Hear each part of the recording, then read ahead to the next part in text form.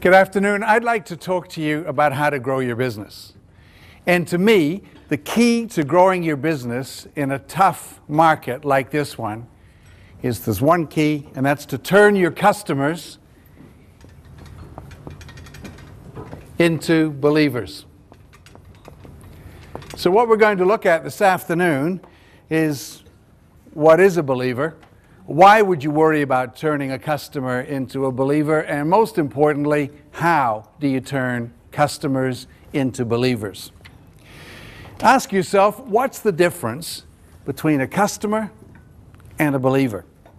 For me, a customer is somebody who is interested in the transaction. A believer is somebody who is interested in maintaining a relationship. Now, I know that you're interested in maintaining a relationship, but that doesn't matter, does it? The question is your client interested in maintaining the relationship? The difference between a customer and a believer is that a customer might do business with you because you just happen to be there. And that's fine, and you looked like a good deal at the time, but it really, if you disappeared, their world would hardly come to an end. But a believer is somebody who is not just making an intellectual decision, thinking, gosh, I might buy from that person, but there's somebody who's got an emotional attachment. You've connected not just with the mind, but with the heart, and they truly would feel it were you to go somewhere else. I mean, what I've learned in 35 years of being in business is that one of the things to aim for is to create a situation where if your customers didn't do business with you, they would feel like they were missing out on something. And I travel a lot internationally and around this part of the world where I can, I travel with Air New Zealand. And a couple of years ago, I was doing a major trip to Australia, which involved going across the Tasman 2 or 3 times and then doing some internal travel in Australia. And I'm booking this all online, and I got to the stage where now I would have to use someone else in Australia because Air New Zealand didn't fly between Adelaide and Darwin. And my heart sank. I mean, it wasn't just thinking, oh darn, I've got to use another carrier. I just had this emotional reaction, you know, that feeling in your stomach, and you think, oh, this is just not good. And then I started to think about times when my wife and I lived in Canada, and we used to come back to New Zealand to see her family, and that feeling you got when you flew from the north of Canada to Los Angeles, went into the airport, and there you saw the Air New Zealand plane. And you know, and that's the stage where I realized that they had created something that was turning me from a customer into a believer. Think about it yourself. How many people do you do business with where you are simply a customer? You're happy? Fine. But if they went somewhere else, not the end of the world. I have a Caltex Star card. I live on the North Shore. There was a Caltex station a few blocks from where I live, and they closed down. And my only reaction was, oh, that's a bit of a nuisance. You know, but really, who cares? On the other hand, you can probably think of people that you would really feel it where they went somewhere else. Now, the point is this. When you have a hot prospect, when you have an appointment made and you're on your way to see this hot prospect, do you think to yourself, gosh, I really hope I turn this person into a client? Do you think that's my aim? You know, my aim is to win this person over and do business with them. Or do you think to yourself, my aim is to turn that person into a believer? And what I'm saying to you is that if you want to grow your business in a tough market, then that's that second thing that you aim for. The bar is higher, you will work harder, but the rewards are much greater. So let's have a look at why you would want to turn a customer into a believer. And the answer to that is to look at how you grow a business. And in 35 years, I've only found 3 ways to grow a business. And if you can think of a 4th one, well, come and tell me at the end of today's session. I'd love to hear about it. But I think the first way you grow a business is to acquire new customers. You know that. I'm sure you put a lot of time and effort and thought into trying to acquire new customers. It's the obvious way to grow a business. The second is to sell more to existing customers. And the third is to keep existing customers for longer. Now, I don't know any other way of growing a business. You know, cost cutting, cost management, yeah, they're important parts of running a business, but you don't sustainably grow a business that way. You might make an improvement in your bottom line in the short term, but to have a sustainable growth in a business, you need to do one of these three things. And if you look at it, that's really the process of business, isn't it? You acquire a customer, you sell something to them, and we all know you should aim to hang on to that customer. But I think the thing we need to look at here is the order in which you should practice these three things in terms of trying to grow your business in a tough market. And the order is actually the reverse from what you see on the board. That your number one strategy should be to keep your existing customers for a longer period of time. Now you might think, well, hang on, how do you grow a business simply by keeping customers for a longer period of time? I mean, doesn't that just maintain the status quo, you might think? Well, ask yourself this. Do you ever lose any customers? And if you do, what does that cost you? Well, this morning I asked that to a smaller audience, and somebody said, well, I guess, could lose 2 a year. I said, yeah, what's that worth to you? And he said, well, it could be worth $500 a year. Okay, so we've got a customer, he's worth $500, we lose him this year, how much have we lost? Well, $500 this year, and then there's the $500 we might have had next year, and the $500 we might have had the year after that. So now we have to start thinking about, well, what is the lifetime of a customer? Well, in your business, I would suggest that you start thinking lifetime being minimum 20 years, and even longer. I mean, I can tell you that it was just yesterday that I took out term life, income protection, disability, but my advisor would tell you it was 30 years ago. And I'm not done yet. So lifetime of a customer in your business could be a very, very long time. Well, let's be conservative in our analysis here and say that it might only be 20 years. So this customer who's worth $500 to us a year, over 10 years is worth $5,000, and over 20 years is worth $10,000. And we got 2 of them that we're losing, so really, we're losing $20,000 a year just because customers are moving on somewhere else. What if you could wave a magic wand and cut that in half, and a churn for this guy was not 2 a year, it was only 1 a year. Right away he's growing his business by $10,000 a year, and he doesn't have to spend any serious money to do that. He doesn't have to compete with others. He doesn't have to go out there and justify his product and the pricing of his product compared to other people. He's just simply got to look after the customers that he's got. The basic rule here is that the best customer, your best customer, is the one in front of you right now. The concept here is called lifetime value. That's what this figure represents. This is the lifetime value of this particular customer in this situation here. Now, I run a number of businesses. I've been on the board of businesses. I used to be on the board of Caledonian when it existed. I've been chairman of a small financial planning company, as well as in the automotive confectionery industries. I can tell you, any business that I'm involved in, I make it very clear to people the number one rule is I want 100% of the lifetime value. Well, why would I settle for any less? We've worked really hard and got that customer. We've convinced that customer that we're the people who can provide the product or service. They like us. We've got them in our system. We should be looking after them. Why would I expect anything less than 100%? Why do I want to hear 10 years down the track, they've gone and done business with somebody else? Why did we squander that? And that's the way we've got to be thinking. That we've got this asset, and we need to look after this asset, and that is our number one priority. There is a change taking place in your industry that adds even more urgency to this. In the last month, I have had 3 conversations with 3 different insurers who have made the point that they're finally starting to realize that there is no profit in doing business with advisors who have poor persistency rates. And so now they're beginning to say, you know what? Maybe we don't want to do business with these people. So if you can't demonstrate that this is your number one priority and you are successful at it, you might find the game has changed. We all know what the industry has been like, and probably still is today. You know, insurers would just love to have you push their products. But now they're starting to say, well, I don't know.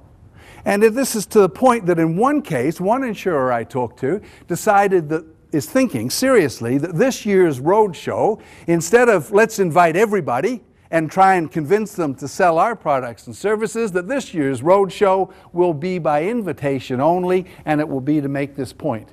And why is it by invitation only? Because a guy said to me, you know, I think we got 10 or 15% of advisors who are never going to make it. They're not going to get this. They're never going to get their standards up. I'm not even going to invite them. I'm not even going to invite them to tell them that I'm not going to do business with them anymore.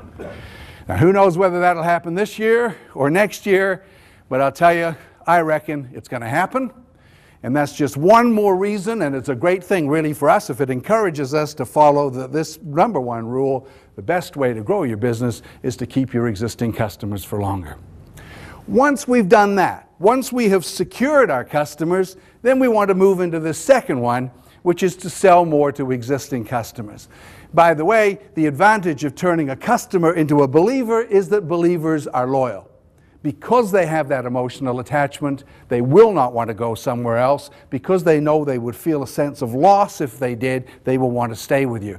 The second thing we want to do is to sell more to existing customers. Again, this is why we want to turn a customer into a believer, because believers not only buy, believers will buy anything you've got to sell that is relevant to them. They will buy as much as they possibly can because they trust you, they believe in you and what you say, and if you can show them that this seems to be a smart thing for them to have, then they will look for a way to get it. Not, well, do I want it or not, but how can I possibly purchase this? I have 3 sons, grown-up sons, who now grew up in New Zealand, but now live in Canada and travel in the States because they are 3/4 of a rock band. And they travel the States opening for very, very big bands. They have something like just under 18,000 fans on Facebook. This year I've learned the power of turning a customer into a believer. One of the ways they make a little extra money is when they're on tour, then the head of their fan club organizes private gigs for them, maybe acoustic shows. And one of these was organized last year with a couple who run a gymnasium in Chicago. This is for teaching kids gymnastics. And they hired the band to come and do an acoustic show for the kids who belong to the gym, you see. Now I know about this because it was videoed and I got a copy of the DVD. So I'd never met this person who organized it, but I knew what he and his wife looked like. Well, I went across to the States earlier this year to watch the boys on tour, and I was watching them play in Las Vegas in the House of Blues, and as I was entering into the theater, I see this guy in the line, and I recognized him from the DVD, see? So I went up and I introduced myself, and we got chatting, and I said to him, look, mate, you know, why have you flown from Chicago to Las Vegas to watch the guys play? They're going to Chicago next week, and they're doing 2 nights, 2 shows. He said, yeah, we know. We're going to both of them. And then he said the night after that, they've got off, so we've hired them to come and do another acoustic show at the gym. And he said that afternoon, I've organized for them to come to the Chicago Cubs baseball game. And he said, I've got seats for them right behind home plate. And he said, I used to work there, and so I've organized for them to actually go on the field before the game, which is really sacred turf. And then do you know what he said to me? Just a minute later, he said, gosh, I feel really badly that we're not doing more for the guys. This is how believers think. And that's what you want. Customers out there who are thinking they would like to do something to help you. And instead of it being you thinking, gosh, I should ask for a referral, but I'm kind of nervous to do that because I often get a rejection or I get, oh, I don't know, mate, you know. You've got people who are saying, hey, listen, I've really enjoyed this experience.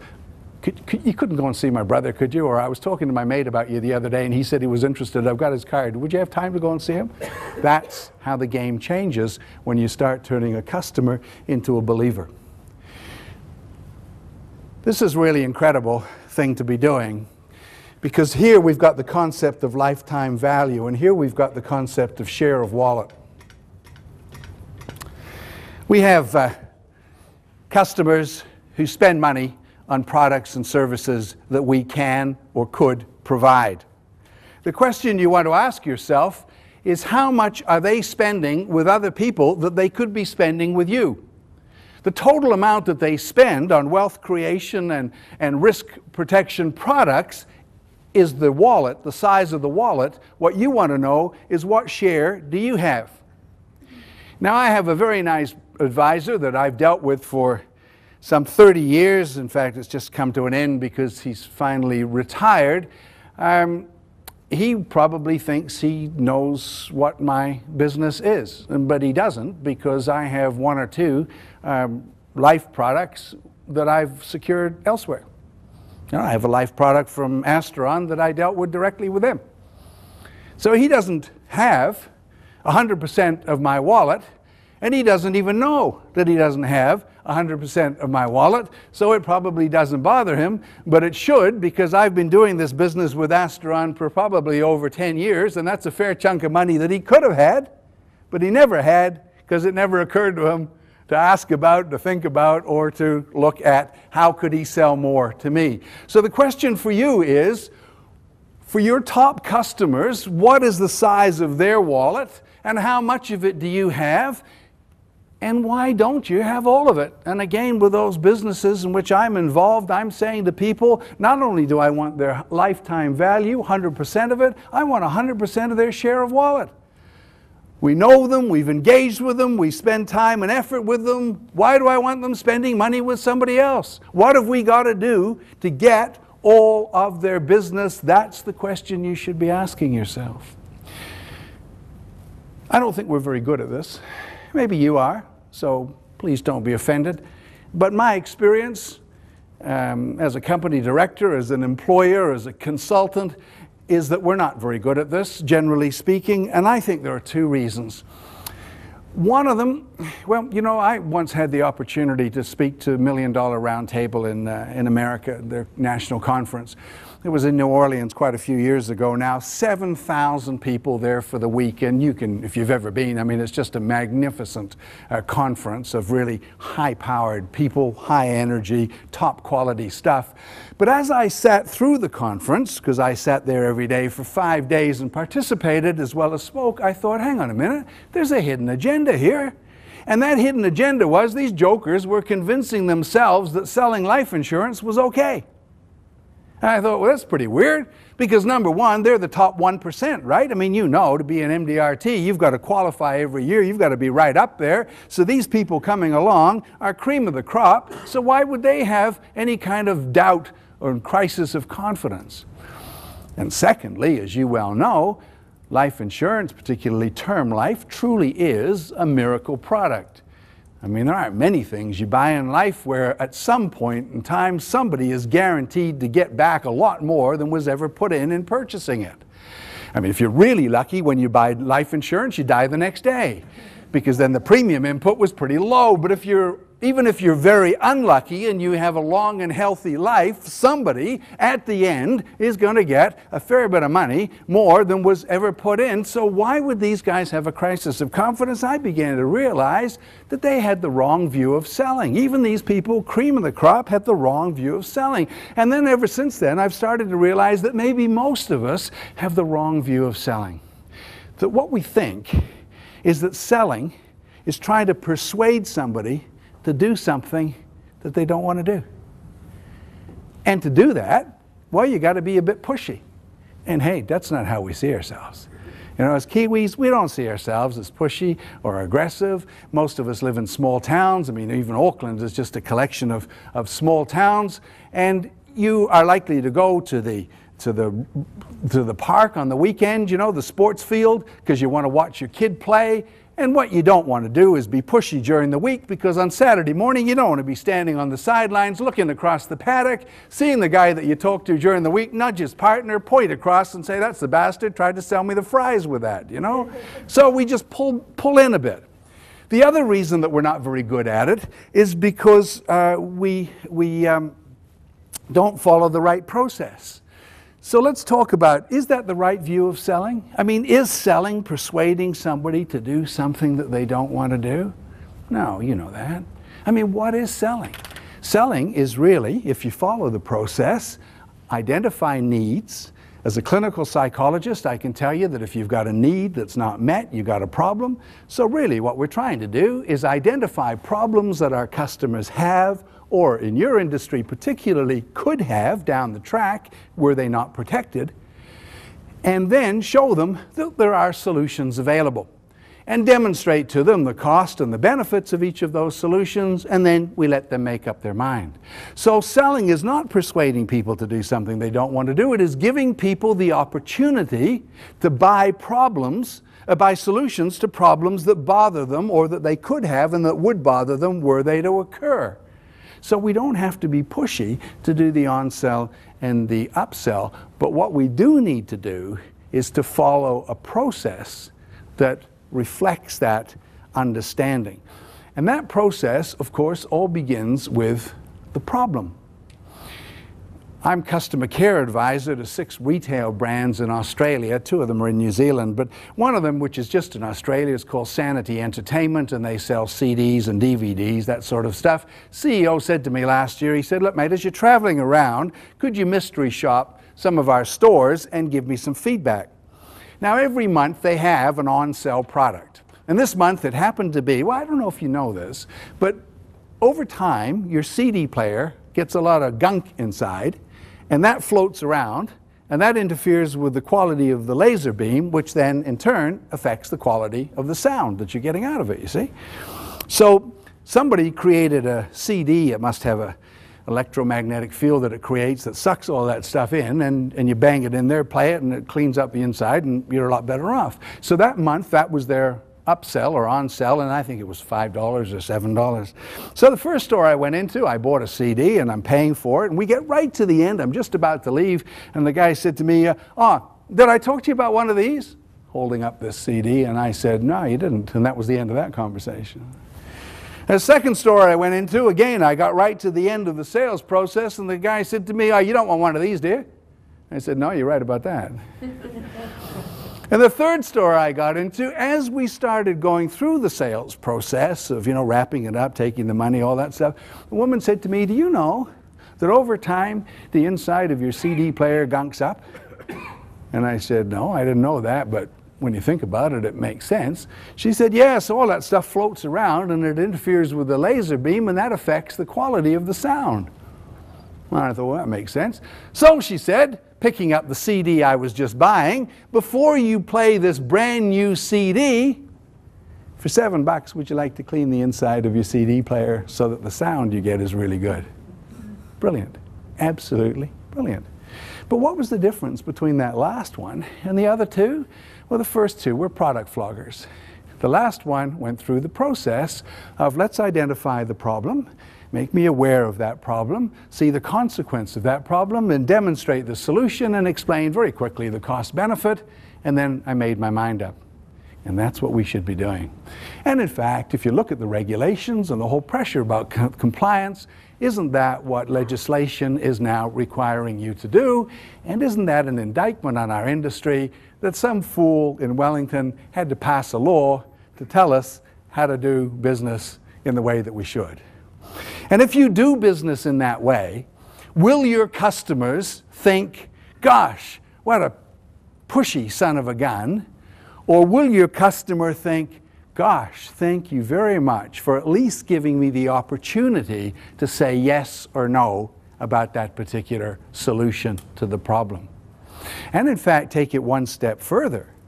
If you do not do that, and your customer finds out 6 months later that they have a problem that they could have protected themselves against or avoided had you bothered to take the time to discuss it with them, Was that customer going to say, boy, am I ever glad that he or she was not pushy? Or are they going to say, well, I've been cheated. You know, I've been deprived. That was a disservice, that this person damn well knew that this problem could occur. I mean, that's their profession. They knew that Astron had a solution to it, and they never showed it to me. Never gave me the chance to say, yes, no, I don't want it. So for any number of reasons, we should be making this our second growth strategy.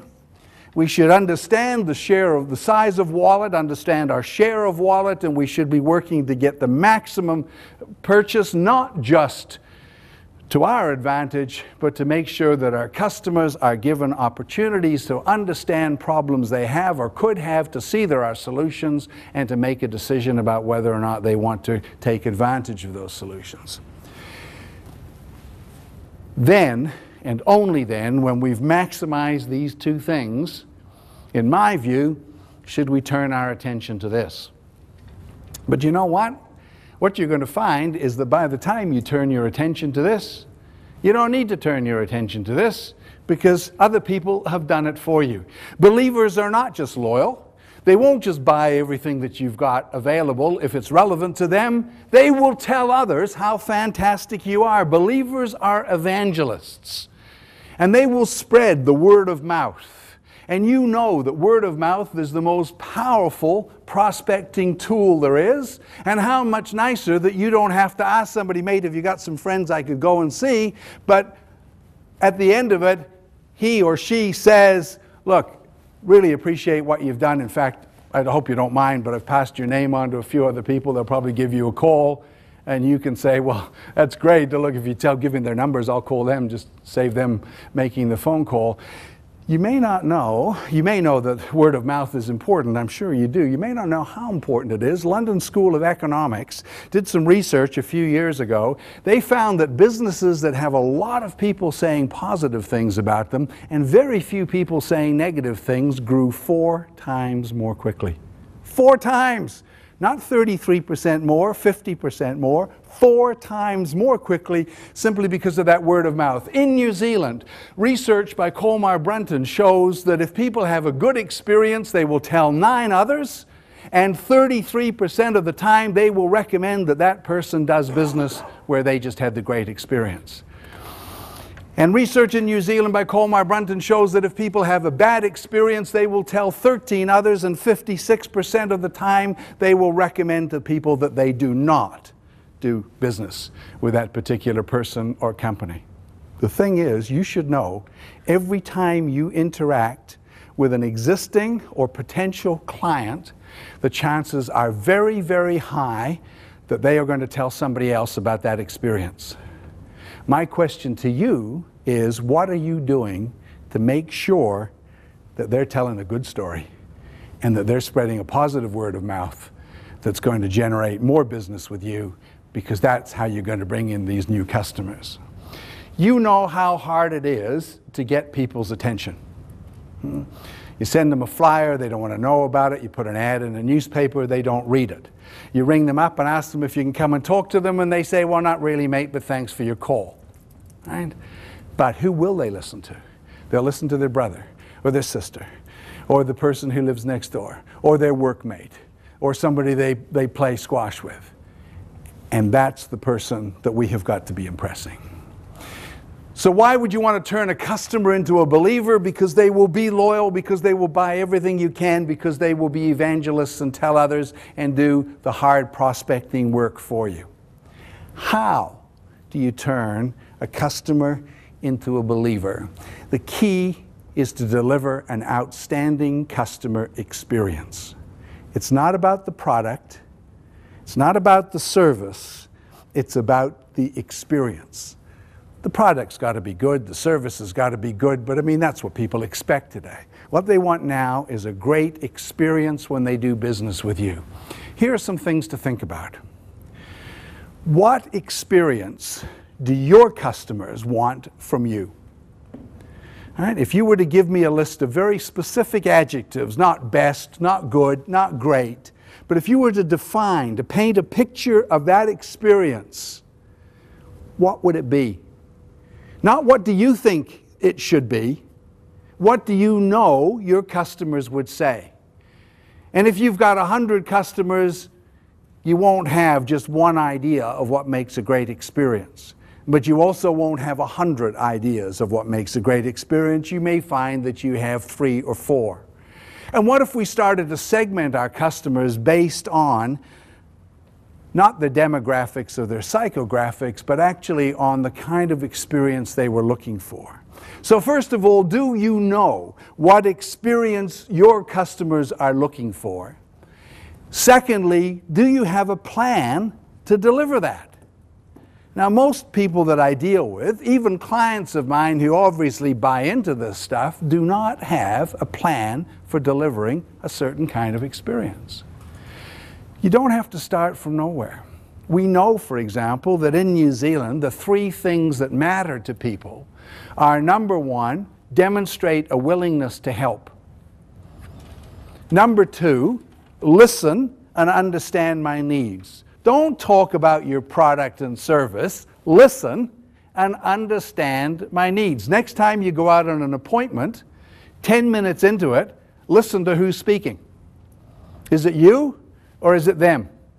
And if it's you, you're not listening and understanding their needs, you're product flogging, telling them all about it, mate, how fantastic it is.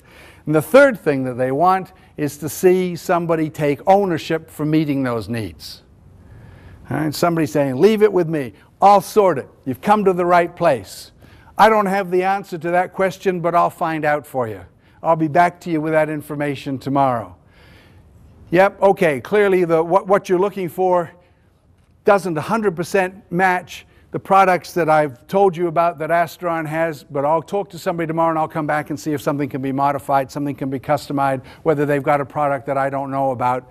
Leave it with me, mate. I'll sort it for you. That's what customers want to hear.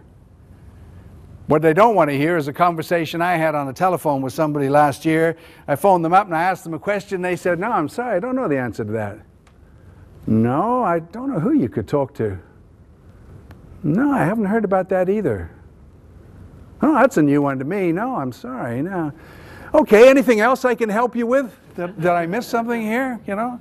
I mean, that's not what they want. So you need to flesh that out. What are the pet hates of Kiwis? The things they hate are, number 1, not being able to get hold of somebody that they need to talk to. And what they hate is people who won't take responsibility and who won't follow up. I got an email from, I have a Mac, and I got an email from Apple telling me that there is a new level of software out. And I thought, oh, that's good, I should upgrade it in my machine. But then I found out that to do that, I need a level of software between the new one that's coming out and the one I've got. Anyway, at the end of this long story short, I finally talking to somebody at a call center in America, and, you know, can I get this product? And, oh, yes, you can, but there's a 3-week delay, and da-da-da-da-da. And I asked some questions. She said, I'll look into it and get back to you, and that's the last I've ever heard. It's the last I've ever heard, and it's the last I'm going to buy from them. You know, and I say to people, Apple Macs, love the computer, hate the company.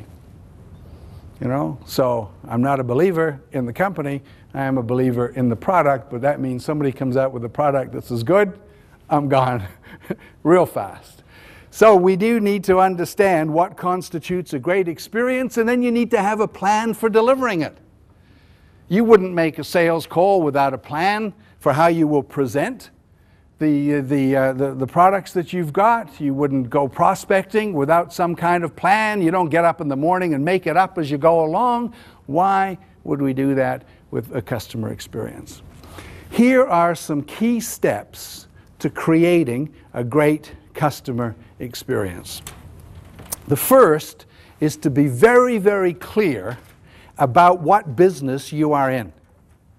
If somebody came up to you at a party and said, mate, what business are you in? What would you say? Would you say, well, I'm in insurance? Would you say I'm in risk? Would you say I'm in wealth creation? What? Well, I'll tell you what I would suggest you say. You say, you know what, mate? I'm in the customer business. Not the customer service. I'm in the customer business. And I say that because the only way I can succeed in business, you tell them, is if I attract customers, if I sell things to customers, if I keep customers. And in fact, if you look at this, How do you grow a business? Get new customers. Sell more to existing customers. Keep existing customers for longer. When you look at it that way, how could you be in any business other than the customer business? Well, you might find that the person would say to you, well, hang on, pal. Anybody who's in business could say that they're in the customer business. And you would say, well, they could, and they bloody well should, because if you're in business, the only way you succeed is to attract, make money from, and retain customers. Now, if I haven't convinced you, answer this question for me. What percentage of your profits come from your customers? But how about 100%?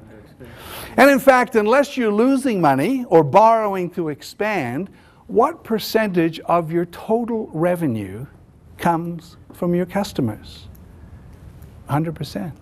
Doesn't come from the insurers. They just try and grab a piece of it as it goes by. It comes from the customer. How many of you have got people working for you who are not here today? Okay, well, here's some questions to ask them. 3 questions, really. 1, who pays your wages? And what's the answer? So 2, who do you work for? Well, I guess if the customer pays the wages, it's the customer they work for. Number 3, who's the boss? Well, I guess if the customer's who you work for because they pay the wages, then they're the boss. And that's what we need to be thinking. And it's not just the money, it's our reason to exist. You know, I mean, if Jeff said to you, look guys, I got some good news and some bad news. Bad news is we just lost all of our customers. You know, every single advisor who works with us, all their customers have gone and they're never coming back. The good news is I've been able to negotiate a deal with Astron to fund each and every one of you for the next 3 years. So money is not going to be the issue. Well, most of you would think all of your Christmases have come at once, right? Fantastic. I got no customers to have to worry about, and the money's going to come in. Boy, we can reorganize the office, we can repaint it, we can do training, we can sort out our files, I can write a better brochure. Yeah, that'd be okay. Until about 3 weeks later, you'd think, you know, I'm not sure why I'm doing this. Because nobody's ever going to use it. Nobody's ever going to ring the office. Nobody's ever going to come into the office. Nobody's ever going to go into our database. Got nobody to send the brochure to. You'd also think, well, that's great. You know, I've got some time now. We can spend time with each other, getting to know each other in the business because it's all too rushed and we're treating each other like, you know, cogs in a wheel instead of human beings. But that too would fade after about 3 weeks when you'd realize that the people who work with you are nice people, but they're not that interesting that you want to hear about it 8 hours a day, 5 days a week. Your customers are the only reason you have to exist, at least in the work environment. So without customers, we have no money and we have no reason to exist. So therefore, why would we think that we are in any business other than the customer business? So we need to understand that the aim, if you are in that business, is to have profitable customers who stay with you for a long time. Is that forefront of your mind? Is that forefront of the mind of the people that you deal with? You see, it's becoming forefront of the mind of the insurers who are beginning to think it's actually not about the top line and about volume. It's about the bottom line and profitability. And maybe we're better off dealing with 10% fewer advisors and having a greater profitability because we're not losing money through unprofitable business. And if that's a good way for them to think, I'd suggest that's a good way for you to be thinking. We also need to understand what your job is. What is your job? Well, it's not to make to find prospects. It's not to arrange appointments. It's not even to make sales. Your job is to turn customers into believers. And that's what should be in the forefront of your mind. And when you sit down on a Friday night and have a drink and have a think about how well your week has gone, don't think about how many new prospects did I find, how many presentations did I make, how many did I convert into sales. Think to yourself, did I increase the percentage of customers who are now believers? Because that's the only way you're going to grow your business sustainably. So the first key is to understand what business you're in, and it is clearly in the customer business. The second thing is to understand what business your customers are in, so that you can sell what your customers are buying. What business do you think your customers in? What are they buying? Well, clearly they're not buying insurance products. I mean, I can tell you, as somebody who has been a customer of your industry for many decades, that there's nobody who wants a policy. And I got a binder full of the damn things, you know, and I get these updates and whatever, codices. I don't want them. I don't want to know anything. What I want is what those policies will do for me, and what I think those policies will do for me, and what those policies will actually do for me should I be in adverse circumstances. So what I want is the ability to protect myself from things that might go wrong. And why do I want to protect myself? So that I can recover quickly. That if my car is stolen, I can be back, or crashed, I can be back on the road in a similar vehicle in a short period of time. That if an earthquake damages my house, if it burns down, if I'm sick, that I can fairly soon see that I'm going to be back where I am today with the lifestyle I've got, with the income that I've got. That's what people want. And that's what they want in the future. So what they want right now is peace of mind that that's going to happen. And this is an industry that used to understand that. This is an industry that knew that what it was selling to its customers was peace of mind. But that's gone. Because I hear people in your industry say to me, you know, it's just a grudge purchase. People don't want insurance, it's just a grudge purchase. They know they've got to get it. And I say, mate, well then you're not selling what your customers are buying. IAG, I did some work with IAG many years ago, and when their CEO was a fellow who'd moved in from the banking industry, so he wasn't so precious about insurance. And that was the time, you may have seen it, they had an ad that said, we pay 98% of all claims. Do you remember that ad on TV? And I said to him, David, that's the dumbest ad I've ever seen. He said, why? And I said, because if I saw that ad, first thing I'd think about is, why didn't you pay the other 2%? And the second thing I'd think about is, yeah, you paid my claim, but boy, did we have to fight over it. Did I have to push you? And the third thing I'd think is, I haven't had a claim in 10 years. Boy, am I ever being ripped off. He said, all right, smart guy, so what would your ad be? I said, you know what, I'd have two guys sitting at a bar. One says to the other, mate, when's the last time you worried about what would happen if your car was stolen? He says, I never think about it. And I'd say, well, there you go. That $60 a month you pay him is worth it, isn't it? Right? Because every day you're getting peace of mind. And then you'd be thinking, yeah, boy, I haven't thought about that all week. So it was worth paying that money not to have to worry about that. I can watch what happens in Christchurch on TV and see terrible things happen to people's houses and not worry about what would happen if my house was burnt down, or if a flood or a slip took it out, because I've got comprehensive insurance to cover that, replacement insurance. So our customers are buying peace of mind today. They're buying protection should adverse things happen in the future. And that all is about maintaining their standard of living, their quality of life. Is that where we start the conversation?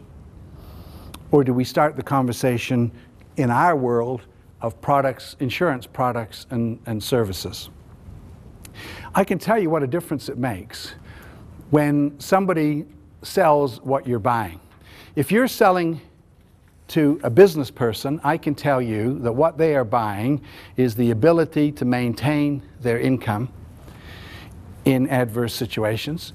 If you're selling to a private consumer, they're buying the ability to restore their standard of living or their quality of life should something horrible happen to them.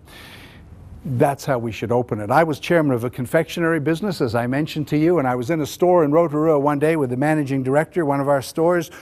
We made handmade chocolates, real chocolate, you know, high quality premium stuff. He said, I think about putting a fudge machine in each store because it's a similar compatible product, high quality, high value, extend the range, more revenue, blah, blah, blah. I said, yeah, mate, that makes a great deal of sense. So, but where are you going to put a fudge machine? I mean, these stores aren't that big. He said, oh, it would fit on a table about this size. I said, yeah, well, cool, that's okay, that could be handy. So how much is this going to cost anyway? He said it's going to cost $16,000 per machine. I said, what are you smoking that I should be smoking? You know, $16,000, something that fits on a table? You're crazy. He said, look, let's meet with the salesman anyway. All right, so we organized it 3 weeks later in Rotorua, where are you going to have your conference? Where we'd have a meeting with the salesman. And we met in this grubby restaurant down by the waterfront, which is, I think, pretty grubby most of the time down there. And the only thing grubbier than the restaurant and the waterfront was this salesman. I mean, he looked like he'd been dragged through a gorse bush backwards. He had an old scuffed book under his arm that had those plastic sleeves with stuff in it, you know. And the first words to me was not to introduce himself. He said, "Oh, let's get a cheese sandwich and a coffee and sit down." So I'm thinking, I'm here for as short a period of time as I have to be. I'm not impressed. So we grab the coffee and we sit down, and he says to me, "Would you like to increase the revenue in your store by 33%? I said, "I'll bite." He said, "Right, this is what you do." And he opened his book and he said, "You get a cabinet that looks like this. Not like that, not like that. It's got to look like this, and this is why." He said, "Draw me a floor plan of the store." I did. He said, "You put that cabinet there. You don't put it here. You don't put it here. It's got to go there. This is why." That's how he talked for an hour and a half. Never talked about the price, never talked about the fudge machine, never talked about the ingredients, the system, the deal. He talked about how I could use that machine to increase the revenue in a store by 33%. And at the end, we bought it for all of our stores, and we increased our revenue by 33% and more. Now, if he had opened with any line other than that, I was out of there. I was not convinced. If he'd started telling me about this wonderful machine and equipment and whatever, I'd have been looking for an excuse to say, "Look, I'm sorry, mate, but I didn't realize I've got another appointment, you know. There's a sick dog somewhere and I need to go and nurture the owner." I mean, just... But as soon as he looked me in the eye and he said, "Would you like to increase your revenue by 33%? I didn't believe him, but I had an obligation to listen. You know, I can hardly go to the next board meeting and say, "Oh, an interesting experience the other day. Some guy wanted to help us increase our revenue by 33%, but I told him, piss off." You know, I mean, that wouldn't keep me on the board very long, would it? Never mind as chairman. So that's how we should start. I can show you how to maintain your income even under adverse circumstances. And how easy is that conversation to start today when we live in a world where the unimaginable happens daily. You know, this year I have had work disrupted because of ash clouds from Chile, because of earthquakes in Christchurch, and snow all over New Zealand, and it isn't even the end of August yet, right? In that kind of world, how hard is it to say to somebody, in the words of Forrest Gump, "Shit happens, mate." When it does, what would the effect be on your business, on your life? I can help you protect yourself against that. So we need to understand the business we're in. We need to understand the business our customers are in. That may seem obvious to you, but I can tell you that there's a lot of research where people say the people I do business with do not understand me or my business. And in fact, I have a personal banker with a bank that I deal with in New Zealand, and that bank did phone me up because they were doing a survey for each personal banker, an interview over the phone to get feedback about how the personal bankers were behaving and how they were doing as the customers saw it. And one of the questions the person asked me is, "How well does this banker understand your businesses?" And I said, "My banker understands my businesses extremely well, only because I invite him for coffee every month. If I left it to him, he'd know diddly squat about any of them. But because I'm prepared to shout the coffee every second month, he knows exactly where we are and where we're going and what our needs will be and what our cash flow situation is. But it's no thanks to him." And he's a hell of a nice guy, but it's no thanks to him. So how many of your customers would say about you that you really understand their business? And I'm not talking business just in the commercial sense, but you understand what kind of lifestyle they want and what fears they have and what things could happen and what they would want to see happen should those terrible things happen. And they think, "Yeah, I do business with that person because they really understand my world." It's not just something glib like understand my needs. They really understand my world. The third most important thing to do to create an outstanding customer experience is to make your customers successful. Now let's be really clear about this. We do not want to deliver great customer service. I don't know if you know, but we live in a world where customers are outraged. University of Waikato, University of New South Wales, University of Queensland have all done research, are all doing research that show that customers are outraged. The University of Queensland has been doing it for 8 years, and they show that over that period of time, customer rage is on the increase. Colmar Brunton has done research in New Zealand, and when you say to people, when you have a bad experience, What goes through your mind? People say things like, well, it makes you see red and you just want to get back at them. You have Kiwis say, well, you can understand how people become violent. Huh? This is how we react. Maybe you have had an experience that's enraged you. When Colmar Brenton went to people and said, on a scale of 1 to 10, how would you rate your rage in those situations? 26% of people rated it 8, 9, or 10, where 10 is the highest. Another 26 rated it 5, 6, or 7. So here's more than 50% of Kiwis saying, when I am enraged in a commercial situation, I'm experiencing rage in the top half of this scale. What's the consequence of that? 85% of New Zealanders say, when I have a bad experience, I ditch the company or the person. They also say, in 45% of the cases, they say, you know what? I don't think the company knows that I've ditched them. So they're blissfully going along, thinking, oh, this is great. Oh, I got a customer base of 500,000. No, you haven't, mate. You lost 100,000 of them, you just don't know it. They also say, I'll give them 1, maybe 2 chances. That's what you've got. Right? Tolerance is gone. And why is it like that? It's about this time, you know, somebody says to me, Brooksy, do you think the problem is that customers' expectations keep going up? And I laugh, but I say, you know, in 1970, I studied at the University of Stockholm in Sweden. I was only 6 at the time. But the Swedish government had a policy, because the Swedish government knew that in 1971 its citizens would expect more from its government and its agencies than it did in 1970. So the policy was that every government department and agency had to have a plan, be developing a plan in 1970 to deliver more in 1971 than they were in 1970. So a few minutes ago I said, you need a plan to deliver to your customers today the kind of experience that they are looking for. Well, that's actually basic stuff. What we should be having is working on a plan so that next year we can deliver a better experience, because we know that they will want a better experience. And we don't do that. And how do I know we don't do that? Because American Express just released a few months ago a study they did, the results of a study they did last year in 10 countries of the world, 10 Western countries, not all English speaking, and the results overwhelmingly found that customers said, I expect more from the businesses I deal with this year than last year, and I don't believe I'm getting it. And many said, we're getting less. So 81% of people, 81% said, I'm either getting no more or I'm getting less than I was getting last year, and I'm expecting more. And that gap is widening, and the rage is increasing, and isn't that great news for you? Because if you do the things that we've been talking about, then your customers are going to think, you know, that lady's not just better than anybody else. She's different.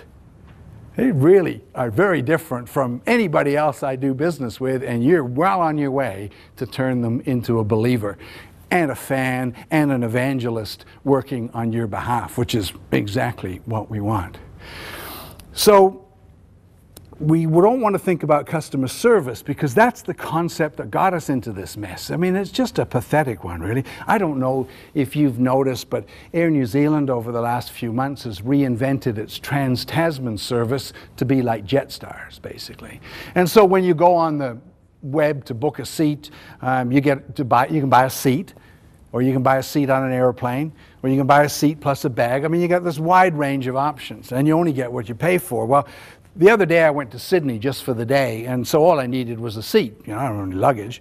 And it was the first flight over and the last flight back, and I was pretty buggered by the end of it, you know. And so I went in the Koru Lounge and I ate, and I had some alcohol because I knew that wasn't going to be offered on the plane. But when it got to the time when they came serving, when the food trolley went by, and I said, you know, that's fine, I don't expect anything. The alcohol trolley went by, that's cool. But then the lady comes up with the tea, coffee, and water and other stuff. She said, what would you like to drink, sir? I said, I just love a tonic water, please. She said, well, you can't have a tonic water. Not, you can have one, but it'll cost you $2, mate. You can't have one because you only bought a seat. Oh, bugger off, you know, get out of my life. So she goes, 5 minutes later, not even, because I'm Gold Elite, the in-flight service director comes up, oh, Dr. Brooks, is it? Oh, lovely to see you. Have a copy of the Herald. And I just laughed at him. I laughed and I laughed and I laughed. He said, well, sir, what's wrong? I said, mate, I don't want a copy of the Herald at $1.50. I'd like a tonic water at $1.50. So I'm not asking you to spend any more money than you're prepared to spend. I'm asking you to give me what I'd like, not what you think I'd like. And that's Dave's point. That we should all be going out there and finding out what our customers want and looking at how we can give it to them instead of making that assumption and then trying to push it at them. So that's the trouble with service. Service is what I do for you. What I do for you doesn't matter. What matters is what you need me to do, what you want me to do. What really matters is how you feel after I've done it. So you're probably thinking, okay, so if we don't think about customer service, we should think about satisfying our customers, because if we aim to satisfy our customers, we'll be thinking about how they feel. And that's better than service, but it's not good enough. You see, we want, as I said, profitable customers who stay with us for a long time, and I'm here to tell you that satisfied customers are not loyal customers. Believers are, but satisfied customers aren't. Research shows, depending upon the study, that up to 86% of customers who defect were satisfied at the time they defected. That's pretty scary. Also doesn't make sense, eh? I mean, why would a satisfied customer switch, go somewhere else? I don't know.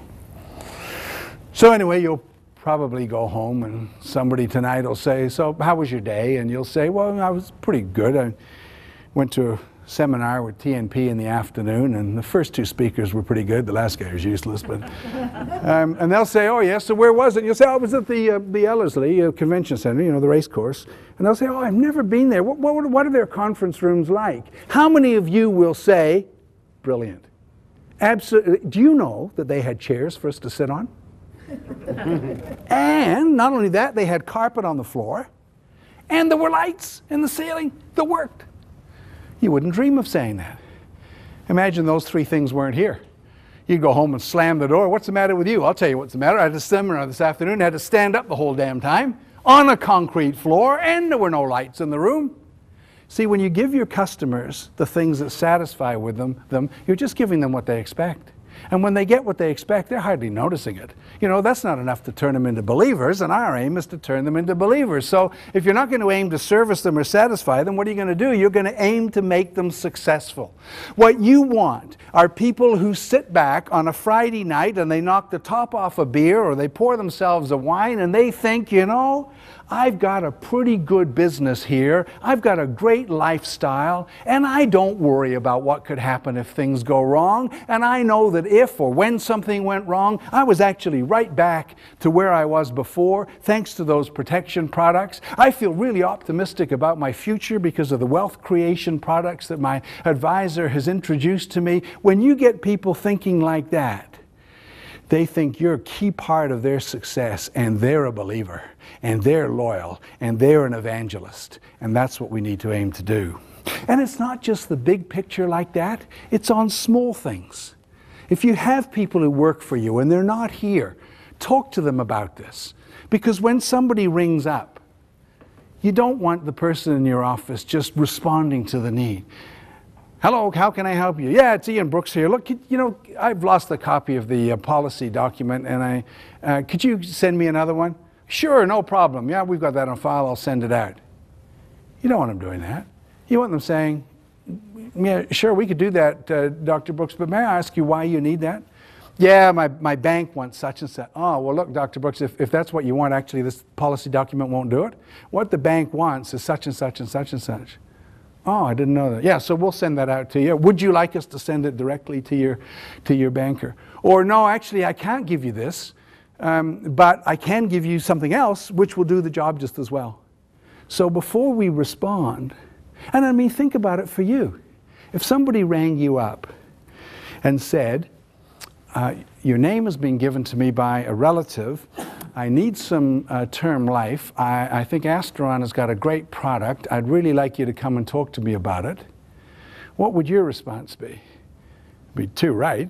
I'll be right there. You'd be thinking to yourself, let's get this appointment in 24 hours before they change their mind. You know, let's get into it, baby. How many of you would think, you know what, the first thing I'm going to say is, let me ask you a silly question, sir. Why do you want a life product at all? And why were you thinking of one from Asteron? Well, because such and such and such. Ah, look, happy to come and see you. But if that's what you're looking for, Asteron has a much better product than that one. You know, it costs a little bit more, but it'll do exactly what you want. Or maybe we leave that for the interview itself. But the point is, before we leap in, let's find out what our customers are trying to do, because how could you make somebody successful if you don't know what they're trying to do? Most of us don't find out what people are trying to do, so it makes it very hard for us in a planned and deliberate way to make our customers successful. So we want to create an outstanding customer experience to turn customers into believers, because that's how we grow our business. We'll do that by creating this outstanding customer experience, as I say, and the steps to doing that are: number one, to understand we're in the customer business, to understand our customers' business and to sell what our customers are buying, and to work to make our customers successful. Let's just talk about a couple more. One is steps. The next one is put the customer first. Now, I don't need to convince you. You know that. You probably believe that. You probably intend to do that. And who am I to challenge that? But I would ask you to think about whether that really happens or whether it is just an intention. You see, what I've learned over the years are the two major obstacles to delivering the kind of experience our customers are looking for are a company's or a business's policies and processes. And so you have people in the business who really believe the customer should come first. But in actual fact, the experience the customer has is of being second because of the policies and processes. I live on the North Shore here, and I went to the Mitre 10 mega store before Christmas, and I wanted to buy some outdoor tree lights, not Christmas lights, you know, just white ones. And I saw they had 2 boxes on the shelf, and that's what I wanted, but I knew 2 weren't enough. And before I bought them, I said to the guy who's there, I said, "Mate, 2 isn't enough. Are you going to have any more coming in?" And he said, "Oh, look, I'll look in the computer." And he said, "Yeah, we will." He said, "Not before Christmas, but by the end of January, we should have them in." I said, "That's cool, not a problem." So I bought the 2, and I went back at the end of January, and there were none there. And I thought, oh gosh, they've come and gone, you know, I've missed it. So I said to some other bloke, I said, "Did I miss this? You know, they've come and gone." He said, "No, well, I'll look in the computer." He said, "No, gosh, they haven't come in yet." And I said, "Well, when are they going to come in?" He said, "I don't know." I said, "Well, mate, that's not good enough. And I've been waiting 6 weeks. Now you tell me you don't know." Anyway, he said, "Tell you what." He said, "Look, I agree with you. Let's put in a special order for them." So he takes me over to the counter where there's a young woman there to take the special order, you know, and I answer all the questions that you do to make a special order, like, you know, how old was your grandmother when she lost her virginity, all that important stuff. So finally, we get to the end of it, and the woman said, "That'll be a 50% deposit." I said, "I don't think so." She said, "Well, that's our policy." And I said, "Well, that's a dumb policy." She said, "Well, that's our policy." And I said, "Well, I'd like to speak to the manager." So the manager comes up. "What's the problem?" I tell him. He said, "That's our policy." I said, "That's a dumb policy." He said, "We have to have that policy." I said, "Do you just? Why is that?" He said, "Well, you know, people come in and they make a special order for stuff. And then when the stuff arrives, they don't want it. And we have to sell it." I said, "What a bastard. You're in retail and you got to sell stuff. How unfair is this, you know? I'm not asking you, mate." I said, "I'm not asking you to bring in something you don't carry. I'm asking you to bring in something you're supposed to have already. And if the worst came to the worst and you had to sell it, well, that's what you're supposed to do, right?" Anyway, I guess he understood the power of my logic, or either that or the headlock had something to do with it. And he caved in and he waived that requirement. You see, so now we're friends. And I said, "Look, pal, I'm in business. And one of the things you got to decide is, you know, are you going to put the customer first, or are you going to put yourself first?" Quick as a flash, he said, "Well, obviously, you put the customer first." I said, "Where have you been for the last half an hour? You know, if you put the customer first, we wouldn't have been having this conversation." So, see, his heart's in the right place, but the way they've built their business with their policies and their processes, the customer comes off second rate. Do your customers feel like that? Would your customers say that? Do you want to know the kicker to that story? After 3 months, I canceled the order because the stuff hadn't come in. Now, could you imagine if I had to try and get 50% of the deposit back? Yeah, right. And this is why customers are so suspicious, and they're so prickly, and they get easily outraged, because trust between companies and customers is at an all-time low. Trust in 2011 is an all-time low, worldwide, at least in the Western world. That's a very easy fact for me to remember, because in 2010, trust between customers and companies was at an all-time low. 2009, it was at an all-time low. Every year, it gets worse and worse and worse.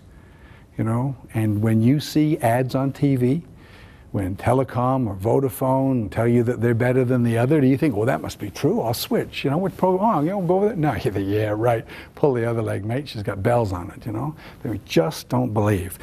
So we want to be putting the customer first. I'm saying to you, you look at your processes, you look at your policies, you look at how people behave in your business, and look at yourself and see whether you're putting your customer first. And the last one I want to cover is this. If you really want to be ahead next year, put your customers not just first, but in the center of your world. And learn as much as you can about them and use that information to change the way you run your business. Here's my challenge for you.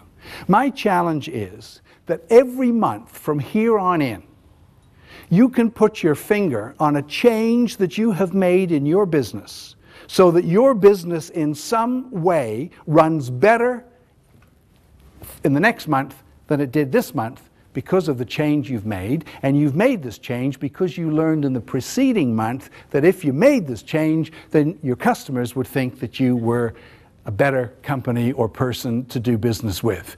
So on September the 17th, if I run into you on the street, I want you to say, Brooksy, let me tell you about this change we've made, because after I saw you in August, I went out and talked to my customers, I listened to my customers, I found out that if we did this, then it would be better for them, and we've implemented that change. And imagine if you did that every month. It doesn't have to be a big change. But if your competition stays where they are, and every month you make a change, you're just moving further and further and further away from them. And at some point, your customers or prospective customers won't be able to see you and your competitors without turning their head. Their peripheral vision is just simply not that great. And at that point, they won't see you as being better. They will see you as being different. And as I said, that's where you get the competitive advantage. You've got to aim to be different. So, you're saying to me, well, gosh, how am I going to think of all of this stuff, you know? And the good news is, I've learned this in being in business for 35 years, your customers will tell you everything you need to know to succeed. In fact, they're telling you every day, we just don't listen. Compliments. What happens when a customer gives you a compliment? Oh, shucks, mate. You know? We certainly don't blow our horn about it, and we don't analyze it and look at what we can learn. I've got a client that is very customer driven. We've just done some work that has given them 400 comments from customers, and the CEO phoned me up and he said, you know, I had a quick look at those comments, and he said most of them are really positive. This is so exciting. Well, I've just been analyzing those comments. 2/3 of them are positive, 1/3 are negative. Overwhelmingly, in the positive comments, people talk, this is a retail environment, about team members, staff members being friendly and helpful. He hasn't taken it to that next step. But I'm seeing them next week. All of the store managers in Australia, we're having a big meeting, and I'm going to tell them those results, because they can then go out and say to their teams, hey guys, one thing really matters to customers, be friendly and helpful. So whatever else we do, make that your #1 goal. You know, let's get that smile on. Let's greet that person. Let's let them know that we'll do anything that we possibly can to make it easier for them to buy or get the solution that they're looking for.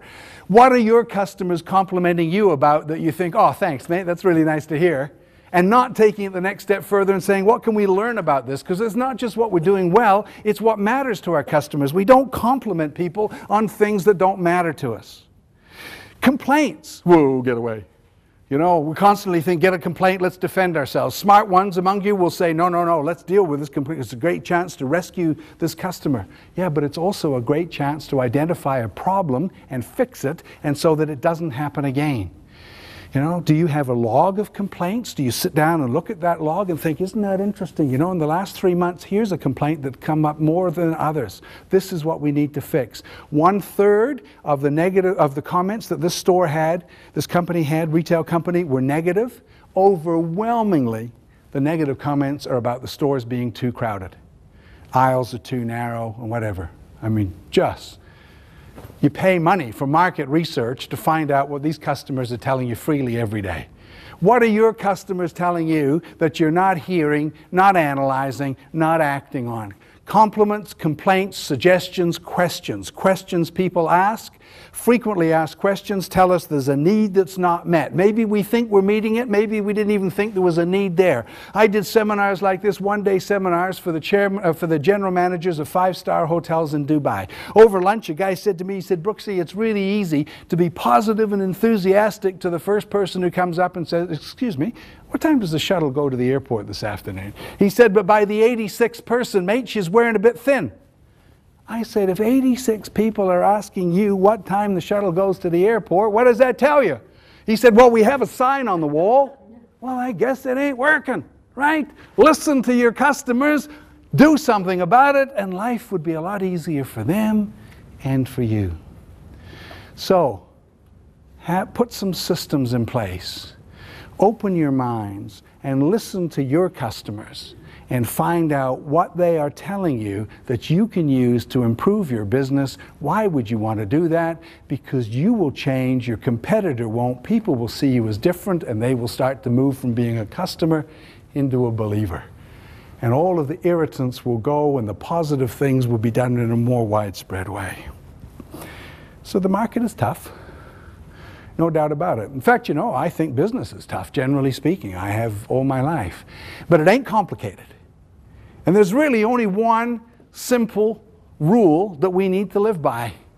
And it's this, that each and every one of us, each and every minute of each and every single day ought to treat our customers as if our future depended on it. Because it does. Thank you very much.